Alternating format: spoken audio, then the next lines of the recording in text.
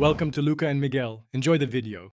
You begin by confirming you have explicit admin permission on the network or device. This protects you legally and technically.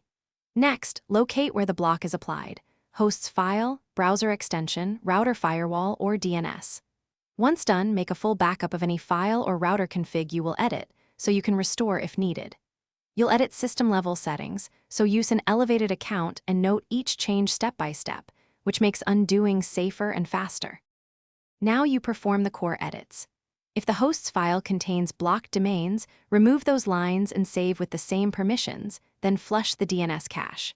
If a browser extension or filter blocks sites, disable or remove it, then restart the browser to apply changes.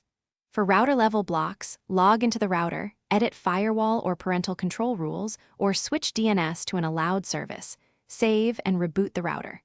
Make incremental changes, so you can finish by flushing DNS caches on the device and router and restarting the devices you changed. This ensures new settings take effect. Then test the site in 2 different browsers and, if possible, another device on the same network to confirm the block is cleared.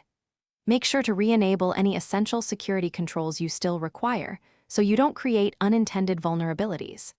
If access fails, check system or router logs, restore your backup, and repeat the precise step that failed.